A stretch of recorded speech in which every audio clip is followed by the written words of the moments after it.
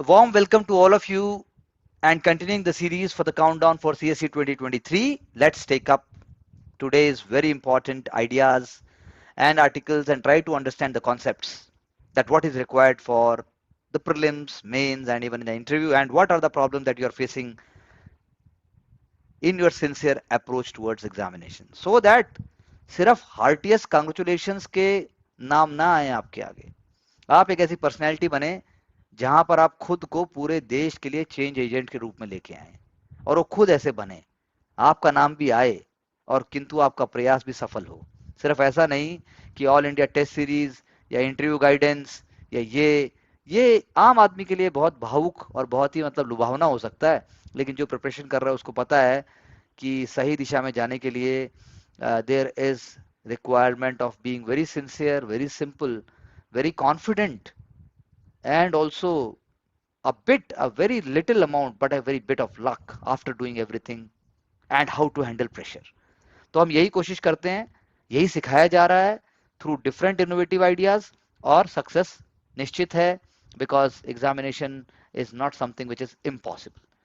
तो पहले एक दूसरे नंबर पेज के ऊपर सेलिब्रेशंस हैं इवेंट्स हैं अपॉइंटमेंट्स हैं ऑनर्स हैं उससे हमें आइडिया लगता है कि जैसे इंस्टीट्यूट ऑफ कंपनी सेक्रेटरीज वो कुछ करने जा रही है कोई यूनिवर्सिटी कोई इवेंट कर रही है K R Mangalam university is doing something Sharda university is doing something to eradicate plastic usage single use plastic then certain kind of championship all india karate championship which is being shown at Amity University or Jerusalem College of Engineering and the Department of Management Studies Chennai it is doing something. तो इससे क्या पता लगता है ये भारत का youth है this is what is happening आप प्रिपरेशन कर रहे हैं अपने बाउंड्रीज में बीइंग वर्किंग और बीइंग एट होम और बीइंग इन लाइब्रेरी और whatever it is but then ये सच्चाई है और इन्हीं को आपको कल को डील करना है.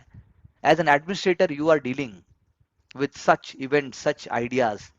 And what are other issues? We will see to it. Give me a few moments.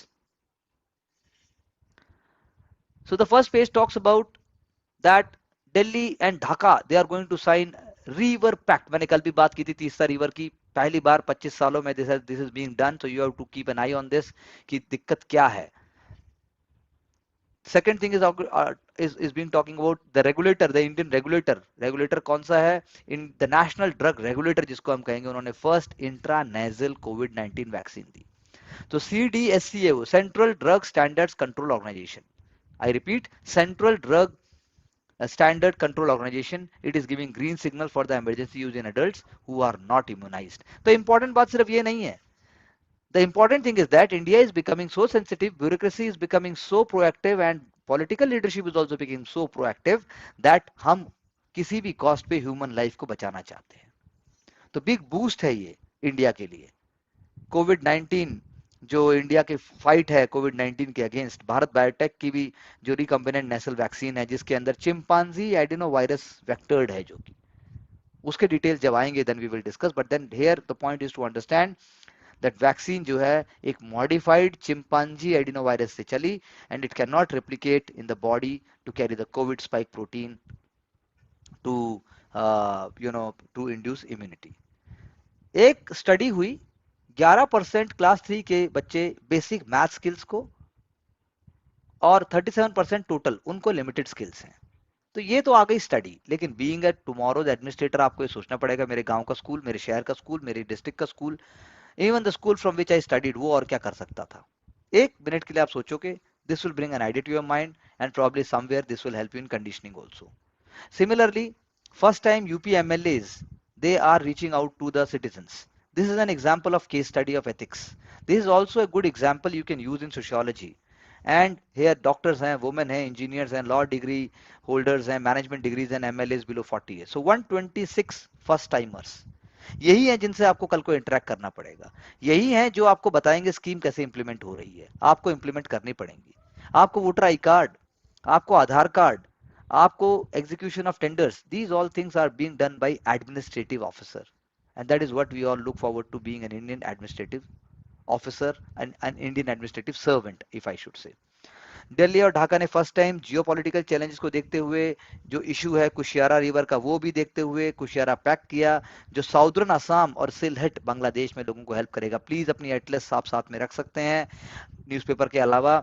इसके अलावा आप एक नोटबुक रख सकते हैं, जिन नोटबुक और न्यूज़पेपर से आप लिंक कर सकते हैं और अपने की पॉइंट्स को नोट कर सकते हैं। तो रोल मॉडल हुआ India Bangladesh relation is a role model for neighbourhood diplomacy. Exam में मेंस का आंसर आएगा यदि आप पहले ही एक ऐसी बात लिखेंगे कि भारत बांग्लादेश संबंध अपने आप में पारस्परिक संबंध एक दूसरे के हितों की रक्षा करते हुए ये रोल मॉडल है नेबरहुड डिप्लोमेसी के लिए, नंबर आएंगे ही आएंगे। जब आप ज्यादा बात कम शब्दों में कहेंगे, गागर में सागर भरेंगे और आप रिलैक्स और कॉन्फिडेंट भी रहेंगे, तो नेचुरली इतना सिंपल होना कि आपको चीजें पता हो। सिंपल दो तरह के लोग होते हैं, एक जिनको कुछ नहीं पता होता, एक जिनको सब कुछ पता होता है। जैसे एनएससी के जो एक्स चीफ थे, जिनको अभी यू नो अरेस्ट किया गया है, if I am not wrong, that is also there one of the news on the first page. उनको जो है उन पता था कि वर्क ऑर्डर और कॉन्ट्रैक्ट्स जो हैं वो प्रोसेस होते हैं चित्रा रामाकृष्णा की टेन्योर के टाइम पे, जो कि जिस टाइम वो डिप्टी मैनेजिंग डायरेक्टर और मैनेजिंग डायरेक्टर एनएससी की थी, तो उस टाइम पे पता था उनको क्या हो रहा है। लेकिन एविडेंसेस हैं कि आईसेक सर्विसेज जो कॉन्ट्रैक्ट था वो चित्रा रामाकृष्णा के स्टिंट के साथ ही था एनएससी में, और उसके बाद जो है उन्होंने जो है एमडी की जो पोस्ट छोड़ी एनएससी की, तो कॉन्ट्रैक्ट भी जो है वो एक्सपायर हुआ, और यानी कि there was a kind of a manipulation. तो केस क्या है? The case is related to manipulation of NSC colocation facility. यानी कि आपको पहले ही पता चल रहा है कि आखिर स्टॉक एक्सचेंज कैसे बिहेव करने वाला है, क्या नया एक्शन होने वाला है। तो this is a complete fraud. That is why ये एक एग्जांपल है कि आपको अगर सब कुछ पता है फिर भी आप इमोरल एक्ट करते हैं, तो एथिक्स के हिसाब से, एडमिनिस्ट्रेटिव इम्प्रॉपर्टी के हिसाब से, सिटीजन के टैक्सपेयर मनी को लूटने के हिसाब से आप पर दावा ठोका जाएगा। सो आम आदमी party is again saying that he instructed ED, that is how the political news कही जाती है। एग्जामिनेशन में इसका रोल ये है कि कल को अगर आप किसी पॉलिटिकल लीडर के अंडर काम कर रहे हैं तो आपको भी डेली ये सब सुनना पड़ेगा, डेली ये सब देखेंगे, लेकिन फिर भी आप अपना काम करेंगे विद इन द बैकग्राउंड। आपका रोल ये नहीं होगा कि आप नेता बन जाएं। The photograph is showing the 6 parking lots, 400 benches, amphitheaters for public performances, 64 toilet for women and 32 toilet for men. Remember, 64 for women, 32 for men and 10 for differentially abled. इसके पीछे भी कारण है कि कितने टॉयलेट और क्या चीज क्यों बनाई जाए, किस हिसाब से बनाई जाए। अंडरपास जो है बैरियर फ्री क्रॉसिंग के लिए है, 16 परमानेंट वॉकवे ब्रिजेस हैं। तो ये शब्द जो मैं बोल रहा हूँ ये क्या है, ये आपको एग्जाम में नहीं लिखना है, लेकिन आपको ऐसा विजुअलाइजेशन होना चाहिए कि चीजें पब्लिक जो इंफ्रास्ट्रक्चर होता है वो, या आपको कोई पब्लिक स्पेक्टेकल के लिए कोई चीज बनती है तो बनती कैसे है वो। ये बन गया है कर्तव्य पथ, और ये अपने आप में न्यू इंडिया का एक साइन है। तो रीवैम्प्ड हुआ, इसको ओपन किया जा रहा है, और उसको एक सिटीजन्स को कॉन्फिडेंस आता है, सिटीजन्स को। जो अभी मुझसे एक स्टूडेंट ने मेरे क्वेश्चन पूछा कि आखिर लॉन्गिट्यूड लैटिट्यूड के हिसाब से ही देश की बाउंड्री क्यों नहीं डिसाइड हो जाती, तो मैंने उसको यही बोला कि भाई पहले तो अपने मुंह पे एक थप्पड़ मार, ताकि ऐसे क्वेश्चंस को सोचने से पहले आपके दिमाग में राइट आंसर आए। तो कुछ चीजें जो हैं वो कल्चरल साइकी में देश की होती हैं, ये वैसे ही कुछ एग्जांपल्स हैं। क्या मैसेज देना चाहती हैं उसकी एग्जांपल है। One more example, a person is arrested जिसका 10 करोड़ का विला है, जिसके गवर्नमेंट लिंक्स भी हैं, जिसकी 3 वाइफ्स भी हैं, और जिसने 5,000 कारें भी चुराई हैं। आप सोचिए। लेकिन जैसा, again I am quoting my student when I discuss with him, then he said कि सर दिल तो धक धक करता होगा। मैंने कहा बिल्कुल करता है, पकड़ा ही जाएगा एक दिन तो, और पकड़ा भी गया। Though he has been arrested number of times, he never stops, लेकिन अब उसके लिए आगे किया जाएगा। तो दैट्स हाउ आपकी फाइट समाज में अच्छा ही लाने की है।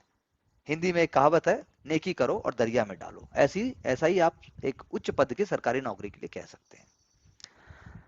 मेक इंडिया नंबर 1 यात्रा, ये भी यात्रा कर रहे हैं जैसा हमने कहा। तो पॉलिटिकल पार्टीज यात्रा करती हैं, क्यों कर रही हैं? Because they want to connect with the masses, they want to see that masses respond to them और not, they know that masses are becoming aware, they know that हर चीज आसान हो गई है, लेकिन फिर भी चीजें टफ हैं।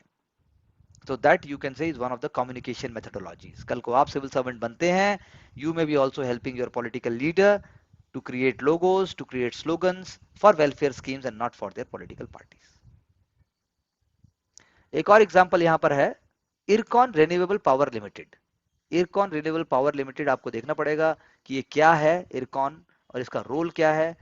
और आपको देखना पड़ेगा ग्रीन एनर्जी के लिए ऐसे जो पीएसयूज हैं या ऐसी जो बॉडीज हैं उनका क्या रोल हो सकता है। Coming to government and politics, तो यहाँ पर जो है on the screen we can see Srinagar से लेकर कन्याकुमारी तक। यहाँ इंपॉर्टेंट बात सिर्फ इतना है कि आपको अगर आइडिया है कि Jammu, Pathankot, Ambala, Delhi, Bulandshahr, Dausa, Kota, Indore, Jalgaon, Jamod, Nanded, Vikarabad, Raichur, Bellary, Nilambur, Mysuru, Kochi, Thiruvananthapuram, and Kanyakumari. So I'm not interested in the political party. I'm interested in the route. So आपको भी उस हिसाब से पता होना चाहिए कौन सी सिटी कहाँ पर क्या हो रही है. This is interesting way. आप इससे अपनी एटलस को भी लिंक कर सकते हैं. दैट इज व्हाट वी से. एक इजी आसान तरीका है rather than mugging up again and again. Sutlej Yamuna link canal project. जो भी हरियाणा या पंजाब का कैंडिडेट है कभी भी इंटरव्यू देने जाएगा ये क्वेश्चन उससे पूछा जा सकता है. लेकिन यहाँ पर बात यह है, जब सुप्रीम कोर्ट का कहना है कि वाटर एक नेचुरल रिसोर्स है, ह्यूमैनिटी के लिए आपको सोचना चाहिए, उसके कॉन्सिक्वेंसेस आपको सोचने चाहिए, ब्रॉडर आउटलुक होना चाहिए. लेकिन दूसरी तरफ जवाब यह आता है कि जो पॉलिटिकल पार्टीज हैं व्हाटएवर, कौन सी पावर में पॉलिटिकल पार्टी है and what is their interest, वो डिसाइड करेंगे. जैसा कि Punjab has not been cooperating and even not responding to the player that this case which is there in the apex court, it must be resolved. आपके हिसाब से क्या उत्तर होना चाहिए, आपको ऐसा सोचना है. पब्लिक एंटरप्राइजेस सिलेक्शन बोर्ड वो पब्लिक सेक्टर बॉडीज के लिए अपॉइंटमेंट्स करता है. तो आपको पता होना चाहिए पब्लिक सेक्टर एंटरप्राइजेस बोर्ड उसका रोल क्या है और उसकी ऑटोनॉमी कितनी है, ताकि जब क्वेश्चन आता है कि पीएसयूज क्या कॉम्पिटिटिव रह पाएंगे, क्वेश्चन आता है कि Indian economy will become more inclusive, question आता है कि इंडियन इकोनॉमी के अंदर जो डिस्ट्रीब्यूशन रिसोर्सेज का जो एफिशिएंटली वर्क करना है वो कैसे हो पाएगा, ऐसे आंसर्स के अंदर कहीं ना कहीं पब्लिक एंटरप्राइजेस सिलेक्शन बोर्ड का रोल भी है, दो indirectly. Uttar Pradesh government is saying that any kind of body which is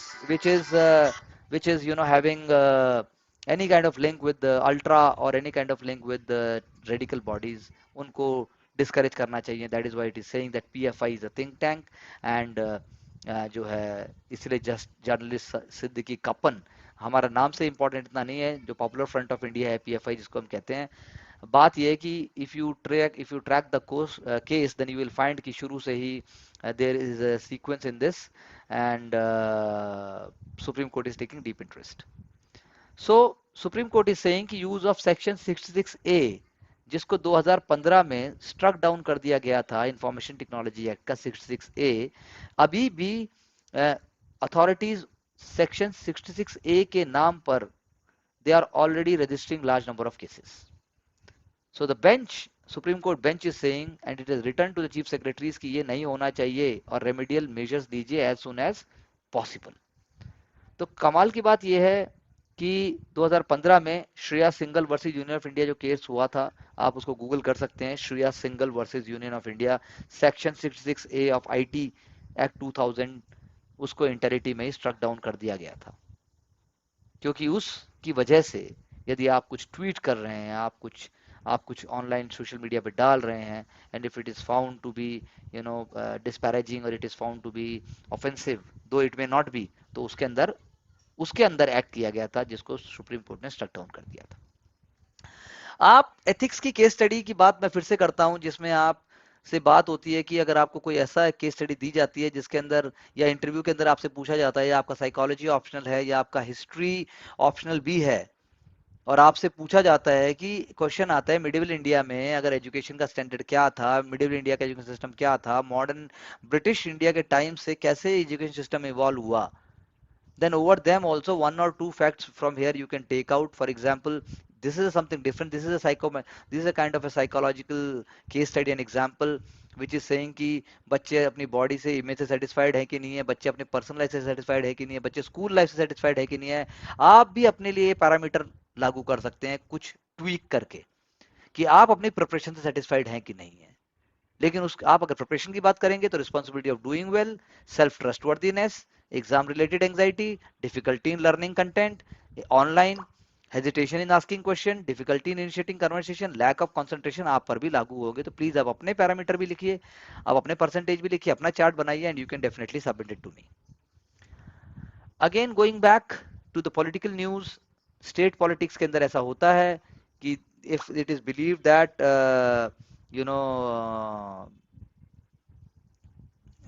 if it is believed that certain political leader can be eased out, तो और political leaders चाहते हैं that they must take the space.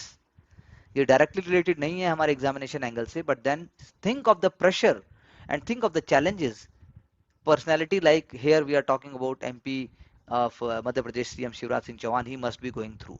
तो ऐसे ही कुछ pressure civil servants के ऊपर भी होता है, दो of A laser level. In September project चीता is being launched in India. 1947 में चीता was extent and 19 extent bye 1952। Namibia से 8 ब्लैक कैट्स, बिग कैट्स लाए गए हैं और उनको कूनो नेशनल पार्क में उनको रखा जाएगा। अभी कूनो नेशनल पार्क का जो 8 अफ्रीकन चीता का जो इंक्लेव है उसमें 4 लेपर्ड्स घुस गए थे, 3 लेपर्ड्स को हटाया जा चुका है, एक को और हटाया जाएगा, उसके बाद उनके लिए फ्री कर दिया जाएगा। And another important point to note is that our prime minister on his birthday he will be there to inaugurate cheetah translocation program and और भी आगे फ्यूचर में प्लानिंग है that more number of cheetahs will be brought to India. So this is you can say a very very important project which started in 2009. African cheetah introduction project in India 2009 में शुरू हुआ था और आज मान लीजिए 2022 में हो रहा है। डाइवर्सिटी जनरल स्टडीज पेपर 2 का मेंस का एक क्वेश्चन था, जनरल स्टडीज पेपर 1 में भी आ चुका है, that what is the role of diversity. और डाइवर्सिटी के उसके अंदर उन्होंने पैरामीटर दिए थे, बट यहाँ पैरामीटर नहीं है, लेकिन यहाँ जुडिशियल एंगल से मैं कह रहा हूँ कि डाइवर्सिटी के पॉजिटिव लीगल इफेक्ट हैं, उसकी एक इंट्रिंसिक वर्थ है, वो हमें इनोवेटिव बनाती है, वो हमें डिसीजन मेकिंग में हेल्प करती है, वो हमें स्कॉलरली थॉट देती है। आप इसी एंगल से देख सकते हैं कि ब्रिलियंट हमें थिंकिंग मिलती है। So the justice his excellency Chandrachud ji, justice D Y Chandrachud, वो कह रहे हैं कि he has had brilliant law clerks from diverse backgrounds, from genders, from caste, from classes, from regions and cultural experiences, और उनसे उन्होंने बहुत कुछ सीखा, नए पर्सपेक्टिव दिए। I must tell you this approach is very much important for a prospective and future civil servant also. अगर आप ये अप्रोच रखेंगे तो आपके सिलेक्शन होने के चांसेस ज्यादा होंगे। Obviously you have to be a little rational. Coming back to the editorial page is a very beautiful quote over there which you can use in essay. Hate has caused a lot of problems in this world but it has not solved one yet. Definitely, क्या आप इस बात से completely agree करते हैं? अगर हाँ तो क्यों, और नहीं तो क्यों नहीं? Then let's coming to a very very important analysis of next generation reforms, that is with respect to economy. There is a very very wonderful comprehension, or you can say a whole chapter is there which is talking about the future reforms. तो जैसा article ये कहना चाहता है, मैं इससे ही आपके साथ चर्चा करता हूं कि IMF और वर्ल्ड बैंक वो इंश्योर करते हैं कि एडवांटेजेस मिले दूसरी कंट्रीज को एक कंट्री की ग्रोथ से। For example if India is growing then definitely IMF and World Bank wants other countries को भी उनसे बेनिफिट मिले, because here we can say that whole global chain of the economy, it is linked with each other. Global chain of the economy is so much interdependent that it is going to help more capital, better integration, more markets. So democracy जो है democracy जो है grow तो कर सकती है global economy के साथ, क्या लेकिन अपने सिटीजन्स के कंसर्न को इग्नोर कर सकती है? क्वेश्चन है, क्या अपने सिटीजन्स के कंसर्न की कॉस्ट के ऊपर आप अपनी ग्रोथ को ले सकते हो? तो IMF and world bank structural land, labour and जो बाकी ओपनिंग जो बाकी मार्केट ओपनिंग रिफॉर्म्स है उन पे फोकस करता है। I repeat, structural land, labour and बाकी मार्केट ओपनिंग रिफॉर्म्स, जो मार्केट है मतलब जो मार्केट जो ग्रो करेगा उसको वो चाहता है कि खुल जाए, जितना खुलेगा उतना वर्ल्ड की इकोनॉमी को फायदा होगा। But again I am raising the question, is it going to help the domestic people, domestic citizen also? ये भी एक इंपॉर्टेंट पॉइंट है। तो यानी कहने का मतलब आर्टिकल आर्ग्यूज की लिबरलाइजेशन अपने पीक पर पहुंच चुका है, जो भी होना था वो हो गया है। Now centre must be guided by pragmatic ideas. Focus होना चाहिए कि इंडिया के स्पेशल सर्कमस्टेंसेस आज की डेट में 21st सेंचुरी के सेकंड डिकेड में क्या है। इंडिया की एक कंपैरेटिवली सप्लाई चेन एडवांटेज है जो कि चाइना से हटके इंडिया की तरफ आ रही है, यानी कि हम एक नेट जीरो इकोनॉमी की तरफ हम बढ़ रहे हैं, यानी कि हम ग्रीन इनिशिएटिव्स को ले रहे हैं, यानी कि हमारी इकोनॉमी अभी एक बहुत ही ब्यूटीफुल स्टेज के ऊपर है। यानी हमारे स्किल्स और कैपेबिलिटीज को ग्रो किया जाए तो India can become a wonderful nation. Business cost को कम किया जाए, क्वालिटी ऑफ गवर्नेंस रेज की जाए, साइक्लिकल रेगुलेशंस जो है उनको मिनिमाइज किया जाए, गुड इंसेंटिव्स दिया जाए, जैसे वो product link incentive scheme PLI जो है, डेटा यूज और प्राइवेसी और फंक्शंस को इंप्रूव किया जाए, ऐसा आर्टिकल का कहना है। यानी कि instead of wasting energy and time on political capital reforms, political capital को आप रिफॉर्म्स पे लगाने की जगह, जिसे जैसे कि क्या एग्जांपल हम बोल सकते हैं, जैसे अब एग्रीकल्चर लॉज आए थे या लैंड रिफॉर्म्स हैं, तो तो कहना क्या चाहिए कि फिर इंडिया को करना क्या चाहिए, इंडिया को क्या करना चाहिए, ये कि बहुत ही ब्रॉड है। जनरल स्टडीज पेपर 3 के अगर आप टॉपिक को देखोगे, इवन इकोनॉमिक्स ऑप्शनल में अगर आप देखोगे, this is a very beautiful debate. तो मैं क्वेश्चन पूछता हूँ, क्या पब्लिक सेक्टर बैंक्स का प्राइवेटाइजेशन हो जाना चाहिए? क्या मोस्ट पब्लिक सेक्टर बैंक्स को हम प्राइवेटाइज ही कर दें? जो अच्छा कर रहे हैं क्या उनको भी हम प्राइवेटाइज कर दें? क्यों कर दें?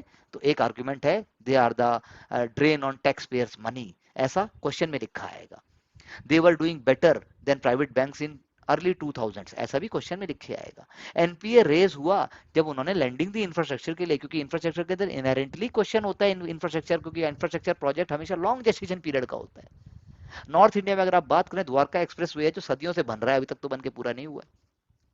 गुड़गांव सोना ब्रिज अब चालू हुआ है, अब वो जब कनेक्टिविटी देगा, लोगों को क्वालिटी ऑफ लिविंग हाई देगा, ह्यूमन डेवलपमेंट इंडेक्स रेज करेगा, तब कहीं जाके कुछ होगा।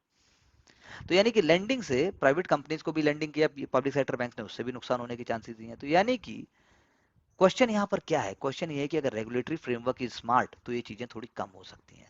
रेगुलेटरी फ्रेमवर्क फॉर बैंक्रप्सी अब आया है, पब्लिक सेक्टर बैंक गवर्नेंस जो है वो रेज कर रहे हैं, इसलिए उनका एनपीए जो है कम हो रहा है, स्ट्रॉन्ग कैपिटल एडिक्वेसी उनकी राइज हो रही है इवन आफ्टर पेंडेमिक। ये कीवर्ड्स आपके आंसर में आना चाहिए। अब तो डायरेक्ट सब्सिडी की भी बात होने लगी है, तो इसका मतलब पब्लिक सेक्टर बैंक्स को आप डायरेक्टली दबाने की, कुचलने की, खत्म करने की बात डायरेक्टली मत कीजिए। पब्लिक सेक्टर बैंक्स जो है वो आम आदमी द्वारा विश्वास किए जाते हैं। There are millions of Jan Dhan accounts, private sectors are do not have such accounts. 1.7 trillion, आप कोट कीजिएगा अपने आंसर में, 1.7 ट्रिलियन है जनधन अकाउंट्स, प्राइवेट बैंक के पास तो नहीं है। को लैंडिंग अपॉर्चुनिटीज और पार्टनरशिप देता है पब्लिक सेक्टर बैंक, जो कि प्राइवेट सेक्टर नहीं दे रहा। तो इकोनॉमी ने सफर किया है, क्योंकि लो क्रेडिट ग्रोथ जो हुई है वो एक टर्न अराउंड के लिए अभी अभी तैयार है। सो इसीलिए डिसरप्ट करना नहीं है क्रेडिट ग्रोथ को।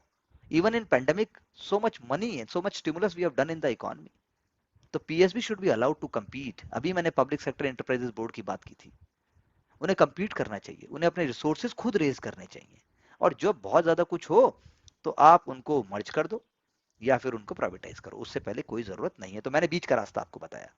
पब्लिक सेक्टर बैंक जो है वो समय के साथ थोड़े कम हो सकते हैं, प्राइवेट सेक्टर अगर उसकी जगह लेगा, इंडिया के लिए भी ये बात हो सकती है। दूसरा जो यहाँ पे रिफॉर्म की बात है, एक रिफॉर्म मैंने आपको बताया, दूसरा रिफॉर्म की बात है, रुपी को क्या कंप्लीटली मार्केट डिटरमाइंड कर दें? रुपी गिर रहा है, डेप्रिशिएट हो रहा है, तो क्या उसको बिल्कुल छोड़ दें?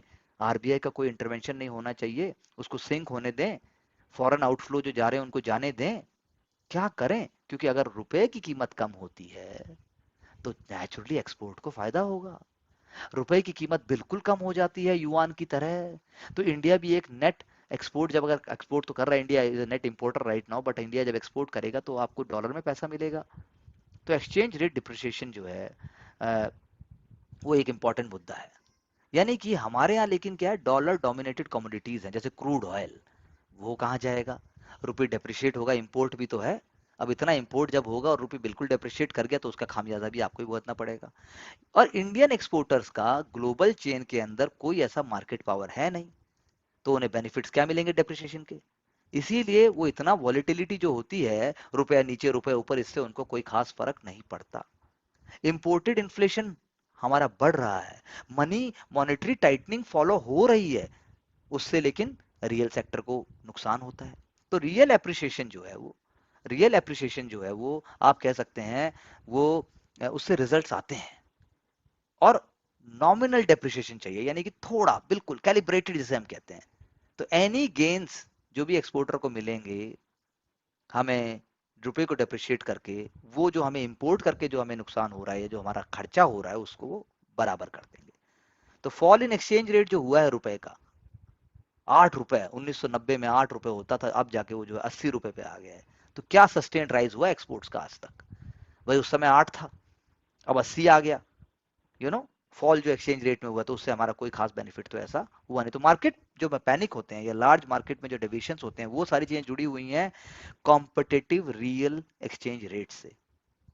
Competitive real exchange rate market economy को इम्पैक्ट करता है, पॉजिटिवली भी नेगेटिवली। कम वॉलिटिलिटी होगी रियल एक्सचेंज रेट में तो उससे जो है गेन करने वालों को भी और लूज करने वालों को भी एक स्ट्रक्चर दिखाई देगा। तो बहुत पॉजिटिव और नेगेटिव डेविएशंस हैं इक्विलिब्रियम से, जो भी बीच का रास्ता है वो जो है हार्मफुल भी है उस तरीके से और फायदेमंद भी है। तो यानी कि जो फॉरेन पोर्टफोलियो एफपीआईज, जब आप इकोनॉमी पढ़ते हैं तो एफडीआई, एफपीआई, ये सारे एलिमेंट, सारे कीवर्ड जो आपके आते हैं, तो वो आपको यहाँ पर यूज करने में समझ आएंगे जब आप देखेंगे कि उनको क्या फायदा होता है। एफपीआई कब पैसा हिंदुस्तान से निकाल रहे हैं, कब पैसा हिंदुस्तान में डाल रहे हैं। जो जो ट्रेडिंग एफपीआई हैं वो तो चाहेंगे कि भाई मैंने आज डाला मैं कल निकाल लूं, जब मुझे लगेगा प्रॉफिट है तो मैं निकाल दूंगा, जब रुपए गिरेगा तो मैं पैसे डाल दूंगा और फिर जब रुपए उठेगा तो मैं पैसे निकाल लूंगा। तो उससे कंट्री का जो प्रीमियम है वो फॉल होता है, इसीलिए बहुत सारा पैसा स्टॉक एक्सचेंज से निकलता है। तो रुपये की वॉलिटिलिटी गुड भी है, रुपये की वॉलिटिलिटी बैड भी है। रुपये की वॉलिटिलिटी आपको इंकरेज करती है कि करेंसी रिस्क के एलिमेंट्स दिखाते हैं। तो सेंट्रल बैंक जो है वो, सेंट्रल बैंक का रोल आता है और सेंट्रल बैंक जो है रुपये के स्टेबलाइज करने में वो हेल्प भी करता है। तो इसीलिए जो ट्रेंड है डिप्रिशिएशन का वो आपका जुड़ा हुआ है इन्फ्लेशन के साथ, वो जुड़ा हुआ है प्रोडक्टिविटी के साथ। तो कहने का मतलब ये है, यदि आपको ये एलिमेंट समझ में आता है कि रुपये डेप्रिशिएट होगा तो क्या होगा, रुपये अप्रिशिएट होगा तो क्या होगा, और आपको तीन चार जो की टर्म जो हमने यूज की वो भी अगर आपको पता है कि इनका कैसे यूज हम कर सकते हैं, तो इतना आपके पूरे इकोनॉमिक चैप्टर के लिए काफी है। Nothing else is required as such. Side में जो दूसरा आर्टिकल है वो भी यही बात कर रहा है कि इंपोर्ट तो आपके रोबस्ट रह गए भाई, इंपोर्ट तो दबा के हो रहे हैं, पर एक एक्सपोर्ट तो आपका स्लो हो रहा है। यानी मर्केंडाइज इंपोर्ट तो आपके कंटिन्यूली राइज कर रहे हैं, मर्केंडाइज चीजों सामान, साजो सामान जो आपका ग्रो कर रहा है। इंपोर्ट तो ड्राइव कर रहे हैं पेट्रोलियम और कोल से, नॉन एनर्जी इंपोर्ट भी हो रहे हैं। क्या होते हैं नॉन एनर्जी इंपोर्ट, आपसे झट से पूछे तो एक सेकंड से पहले आपको बताने पड़ेंगे। नॉन एनर्जी इंपोर्ट्स इलेक्ट्रॉनिक है, मशीनरी है, लेकिन ग्लोबल डिमांड कम हो रही है, प्राइस जो है डाउन जा रहा है। अगर हम देखें पेट्रोलियम को हटा के तो इंडिया के एक्सपोर्ट्स में इस बार जो है शार्पर डिक्लाइन हुआ है। Energy goods, cotton yarn, James and jewellery, ये सारा का सारा जो है हमारा कम हुआ है। यानी कि कहने का मतलब ये है ग्लोबल डिमांड थोड़ी कम हुई है। यानी कि वो किससे जुड़ी हुई है, वो इन्फ्लेशन से जुड़ी हुई है, यानी कि वो यूक्रेन वॉर से भी जुड़ी हुई है, यानी वो चाइना के स्लो डाउन से भी जुड़ी हुई है, यानी कि वो टोटल ग्लोबल इम्पैक्ट कर रही है इकोनॉमिक एक्टिविटी को। तो हमें देखना पड़ेगा, हमें देखना पड़ेगा कि आईएमएफ ने क्या प्रोजेक्ट किया भाई, क्या प्रोजेक्ट किया है। वर्ल्ड ट्रेड वॉल्यूम कितनी होगी, पहले से ज्यादा होगी कि पहले से कम होगी, कितने परसेंटेज से वो राइज करेगी। तो ये अगर आप इतना सा समझ लेते हैं तो हमारे लिए मोर देन सफिशिएंट है to write in the mains exam and also to argue in the interview that you really understand कि इकोनॉमी वर्क कैसे करती है। फिर आपको मालूम होना चाहिए कि जब ट्रेड डेफिसिट बढ़ता जाएगा तो करंट अकाउंट डेफिसिट भी बढ़ता जाएगा। तो current account deficit, physical deficit, ये सब रटने की जगह अगर आप समझ लें तो you will be more benefited. Rahul Gupta is an ISPS officer serving as SP in Arunachal Pradesh, similar to many of my other students who are serving in different parts of India, including in the Delhi cadre. And he has written a very beautiful piece of writing, एक ऐसे की तरह है ये, जिसमें उन्होंने बताने की कोशिश की है। बहुत ज्यादा टेकअवेज तो नहीं है इसके, लेकिन मैं आपको ये बता दूं कि आपके अंदर भी ये कैपेबिलिटी, आपके अंदर भी ये सेंसिटिविटी, आपके अंदर भी ये थिंकिंग होनी चाहिए। You should be able to portray and write about your juniors. अगर उनको जो है मेंटल स्ट्रेस होता है, क्योंकि 85% तो पुलिस कांस्टेबलरी है, उनको अगर मेंटल स्ट्रेस होगा, उनके हेल्थ चैलेंजेस होंगे, तो लीडरशिप जो है इंटरवीन करनी चाहिए। यानी आपको देखना चाहिए कि वो इतने फटीग में ना चले जाएं कि वो आपस में अपने बैचमेट्स को ही गोलियां मार रहे हैं। ऐसा अक्सर होता है सेंट्रल पुलिस फोर्सेस के अंदर, ऐसा पाया गया है बहुत बार, सीएपीएफ के अंदर तो ऐसा जरूर हुआ है। तो ये मेडिकल कंडीशन है मेंटल की। तो आर्टिकल आंसर्स की बात नहीं कर रहा है, लेकिन मैं आपसे पूछना चाहता हूँ, जब आपसे कोई पूछेगा कि भाई आप आईपीएस बनना चाहते हो लेकिन आप लोग तो गोली मारते हैं, लोग, आप कंट्रीब्यूट क्या करोगे, क्योंकि आपका सिलेक्शन क्यों किया जाए। सबसे पहली बात ये, मैं ये दूंगा, मैं ये दूंगा, मैं ये दूंगा, मोदी जी भी बोलते हैं देश के लिए आप क्या दोगे। तो फाइट उस चीज की हो रही है, फाइट आंसर लिखने की नहीं हो रही है। I hope you are getting my point. Coming to the next point, अब बात आती है कि वेलफेयर और फ्री बीज, एक और आर्टिकल आज यहां पर है विच आई एम टॉकिंग, फ्री बीज। तो आपका टेक क्या होना चाहिए। मेंस एग्जाम में भी अगर एक क्वेश्चन आ जाता है इस साल और अगले साल भी आ सकता है, ये एक ऑन गोइंग प्रोसेस है ये। तो वेलफेयर प्रोग्राम जो है वो किसके हाथ में है, ये मैं आपको सिर्फ चर्चा here only I discuss about that before model code of conduct political parties can definitely write in their manifestos whatever they want to. After model code of conduct, you cannot make new announcements. Model code of MCC पढ़िएगा। MCC जबकि क्या उसका role है election commission of India के साथ साथ, please do check out. तो model code of conduct जो है वो दर्शाता है एक सैंक्टिटी, इसीलिए प्रोमिसेस जो हैं वो पहले ही बना दी जाती हैं एमसीसी के आने से पहले ही। यानी कि मैनिफेस्टो जो इलेक्शंस का होता है वो दर्शाता है मैं तो ये दूंगा, मैं तो ये दूंगा, क्योंकि मॉडल कोड ऑफ कंडक्ट उस पर नहीं लगता है। सुप्रीम कोर्ट ने भी अपनी जजमेंट में एक्सेप्ट किया कि प्रोमिसेस जो मैनिफेस्टो में की जाती हैं वो रिप्रेजेंटेशन ऑफ पीपल एक्ट के अंदर करप्शन नहीं मानी जा सकती। हाँ, वो लोगों को इन्फ्लुएंस जरूर करती हैं। इसीलिए इलेक्शन कमीशन को बोला कि यार गाइडलाइन बना दो भाई, गाइडलाइन बनाओ कि उसके बियॉन्ड ना जाए, लेकिन इतना आसान नहीं है। हेल्दी डेमोक्रेसी में, हेल्दी डेमोक्रेटिक पॉलिटी में right and duty towards voters का बहुत इंपॉर्टेंट रोल है। इसीलिए इलेक्शन कमीशन ने जो है माना कि उसका कुछ इम्पैक्ट तो पड़ता है। लेकिन आपका रोल क्या होना चाहिए, आपका क्या होना चाहिए, आपका ओपिनियन क्या होना चाहिए, that is very important, that is what will required in exam. आपका ओपिनियन भी जो हो रहा है उससे ही बनेगा। यानी कि परफेक्टली लीगल है, परफेक्टली लेजिटिमेट है। आपका ये अनाउंस करना that I want to give this thing to our citizens, मैं अपने वोटर्स को ये देना चाहता हूँ, ये परफेक्टली लेजिटिमेट है, परफेक्टली लीगल है। अगर प्रोमिसेस अनरियलिस्टिक और एब्सर्ड भी हैं तो राइवल पार्टी, मीडिया और लास्ट में सिटीजंस के हाथ में है, वो वोट मत दो उसको, बात खत्म। इसमें सुप्रीम कोर्ट का रोल कहां से आ जाता है? इकोनॉमिक पॉलिसी भी जो है इलेक्टेड रिप्रेजेंटेटिव्स के हाथ में ही है। They will be only deciding, not Election Commission और Supreme Court, because it is purely political domain of the legislature. Parliament का काम है ये। और वोटर अल्टीमेटली जज करेगा कि फिजिकल इंप्लीकेशंस क्या होंगे। अगर कोई आपको कहता है कि सबको घर फ्री में मिलेंगे तो वोटर डिसाइड करेगा, आप कुछ नहीं कर सकते। तो इसीलिए वेलफेयर वर्सेस फ्रीबीज। तो फ्रीबी, लेकिन फ्रीबी क्या नहीं है? फ्रीबी वो नहीं है जो गरीबों को आप डायरेक्ट सब्सिडी दे रहे हैं। फ्रीबी वो नहीं है जिस साइकिल से लड़की स्कूल जा रही है। एम्प्लॉयमेंट गारंटी स्कीम्स फ्रीबी नहीं है। कोरोना का इंजेक्शन लगाना फ्रीबी नहीं है। फ्रीबी लेकिन आर्टिकल आर्ग्यू करता है कि वो है जब आपने एक ही रात के अंदर कॉर्पोरेट टैक्स स्लैश कर दिया 30% से 22%, और भारत ने जो है अचानक से 36 घंटे के अंदर अंदर 1.5 लाख करोड़ रुपया चला गया। क्या वो भी फ्री भी है? लेकिन मैं यहाँ आर्ग्यू करना चाहता हूँ कि वो भी फ्री भी नहीं है, क्योंकि वो कॉर्पोरेट सेक्टर भी इकोनॉमी को चलाने के लिए बहुत ज्यादा मदद कर रहा है। उसका भी अनऑर्गेनाइज सेक्टर से लेकर इकोनॉमी का लेकर उसका भी बहुत सारा रोल है। लेकिन आप यहाँ अगर आर्ग्यू करोगे अपने एग्जाम के अंदर कि नहीं भाई डायरेक्ट टैक्स कम हो रहा है क्योंकि इनडायरेक्ट टैक्स बढ़ रहा है, हर कोई आदमी इनडायरेक्ट टैक्स देता है, we have just discussed in our couple of our last videos, please हमारे सारे वीडियोस को देखिए। कुछ भूलने लगते हो तो सीक्वेंस से फिर से देखिए, ये अपने आप में एक लैंड माइन है आपकी सक्सेस का। तो ये जो आर्टिकल जो मैंने अभी डिस्कस किया, ये जो मैंने अभी चर्चा की है, पॉलिटिकल जनरल स्टडीज पेपर 2 का भी है, पब्लिक एडमिनिस्ट्रेशन का भी है, एंथ्रोपोलॉजी का भी है, सोशियोलॉजी का भी है, साइकोलॉजी का भी है। कोई ऑप्शन अगर छूट रहा हो तो उसका नाम भी मुझे आप बता दीजिए। और हिंदी साहित्य के महाभोज की कहानी भी यही है। आप देखिए उठाकर, आपको हिंदी साहित्य के महाभोज में दिखेगा कि लड़ाई यही है। लड़ाई सिर्फ इसकी नहीं है कि रिच अचानक से पूरा रिच होता जा रहा है, इसके लिए कौन जिम्मेदार है। तो इसीलिए और ज्यादा आपको कमिटेड होना चाहिए कि मुझे सिविल सर्विसेज में ही जाना है, अदरवाइज रास्ते तो बहुत सारे हैं। Again, on the sideline, there is another article by Manjula Padmanabhan. This is a very very beautiful piece of writing. अगर आपको सी सेट के कॉम्प्रिहेंशन जीरो आते हैं, इसको 2 बार पढ़िएगा, 2 बार में शायद पल्ले पड़े तो आपको समझ में आएगा कि कॉम्प्रिहेंशन भी ऐसी ही कुछ बातें करता है। ये आर्टिकल चर्चा कर रहा है कि धरती पे यदि 2047 तक सब कुछ परफेक्ट चाहिए, खासकर भारत को क्योंकि 2047 अमृत काल चल रहा है, तो ये एक तरीके का सटायर है। एक तरीके का सटायर है, एक तरीके का सटायर है ये, जो दर्शाता है कि भाई 47 तक तो महिलाएं खत्म कर दोगे आप। महिलाओं का तो कोई रोल ही नहीं है, महिलाओं का तो कोई एग्जिस्टेंस ही नहीं है।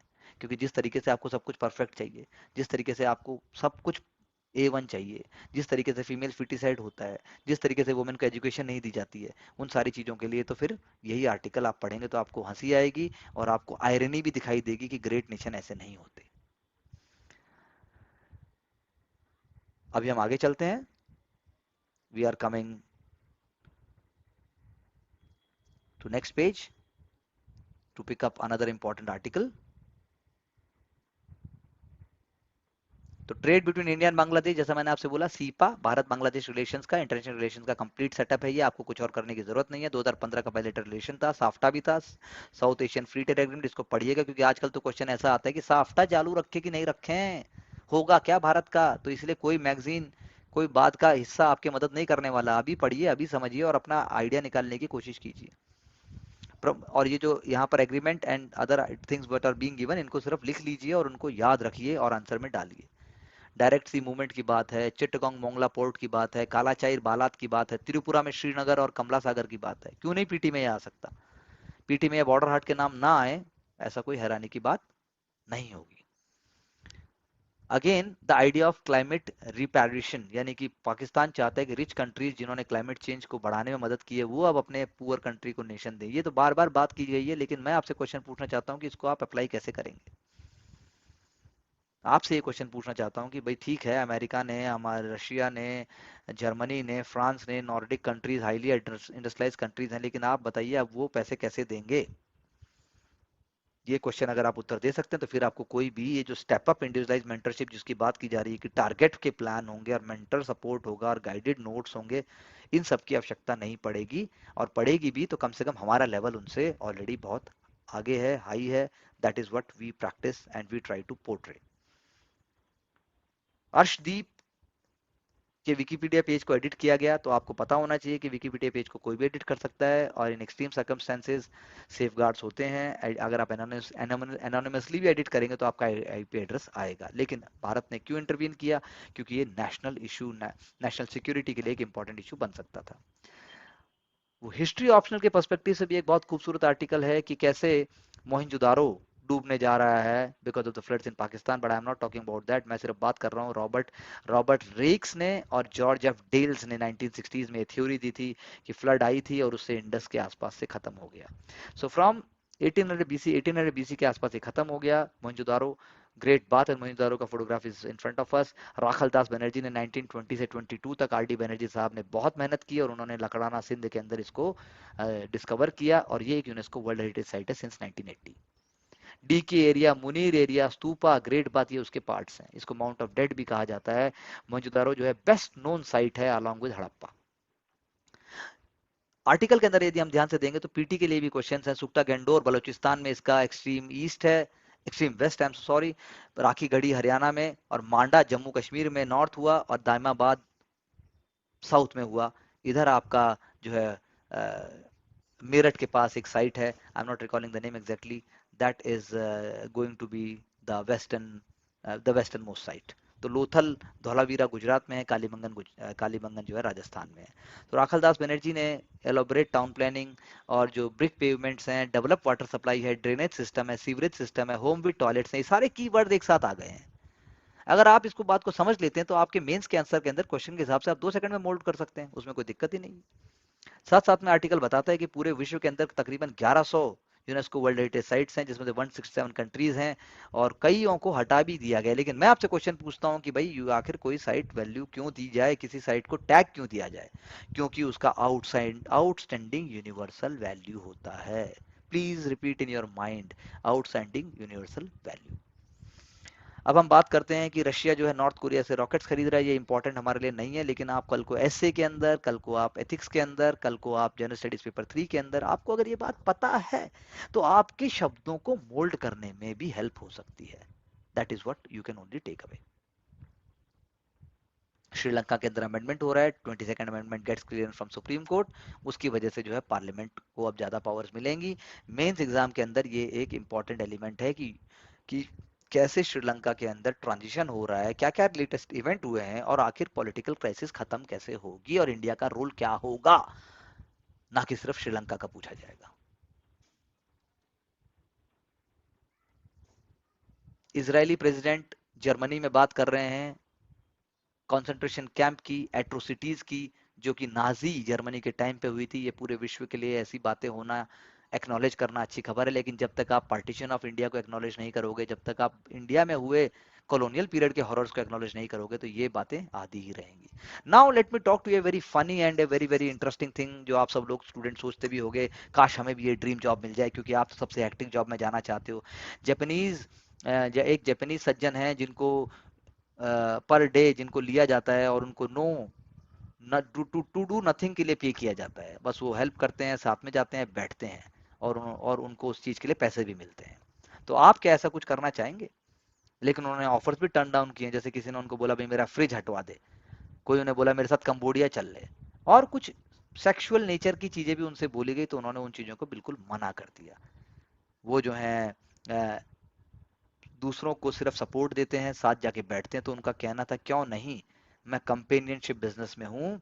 और लोग कहते हैं कि जब मैं पहले जॉब करता तो मुझे कहता तू खाली बैठ रहा था, तू कुछ करता नहीं है, तू कुछ करता नहीं है। तो सोचा मैं क्यों ना अपने कुछ ना करने की हैबिट से ही मैं कुछ कमा लूं। अरे आप तो तैयारी कर रहे हो, तो क्यों ना फिर आप तो जरूर कुछ बड़ा कर सकते हो। तो this is one of the very funny and interesting idea, that is why I share with you. Modi Moody's Moody's एक रेटिंग है, उन्होंने इंडिया की क्रेडिट रेटिंग को हाई रखा है, Baa3 है। स्टेबल आउटलुक उन्होंने दिखाया है। और उसके साथ ही साथ क्यों, बाकी हम डिटेल में बात कर ही चुके हैं, क्योंकि हमारे इकोनॉमिक और हमारे फाइनेंस सेक्टर रिफॉर्म्स जो हैं वो स्ट्रांग हैं and India is moving towards the right direction. दूसरा, मैं आपसे कहूंगा कि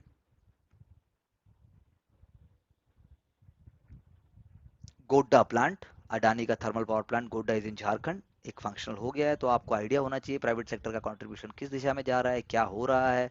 और बाकी एक ओवरऑल इकोनॉमी का चार्ट भी, इंडस्ट्रियल पार्क से लेकर ग्रीन एनर्जी से लेकर ऑटोमोबाइल सेक्टर से लेकर सबका आपके माइंड में अलग अलग होना चाहिए और मॉडल्स भी अलग अलग होने चाहिए। After so many years, India is going to have national games and eminent athletes are asked to join it under all circumstances. तो do you really feel so कि क्या उन्हें फोर्सफुली भी अलाउ करना चाहिए ज्वाइन करने को, कि क्या ये सिर्फ डिस्क्रिशन पे छोड़ देना चाहिए कि एमिनेंट एथलीट्स की मजबूरी है कि वो नेशनल गेम्स को ज्वाइन करें। आप अब क्या इस पे सोचते हैं, please you can write in the comment box. So this is all for the day, thank you very much. Do understand what is required, like the way Rajasthan is asking कि हमारे यहाँ आइए इन्वेस्टमेंट कीजिए। तो आप अगर जैसे अपने दिमाग की सोच को बदलते जाएंगे और उसको अगर आप एक कोऑर्डिनेटेड अप्रोच से किसी गाइडेंस सिस्टम के अंदर अगर समझेंगे, तो नेचुरली आप अपने गोल की तरफ खुद के कॉन्फिडेंस से जल्दी और अवश्य ही अपनी मंजिल तक पहुंचेंगे। Thank you very much, see you soon,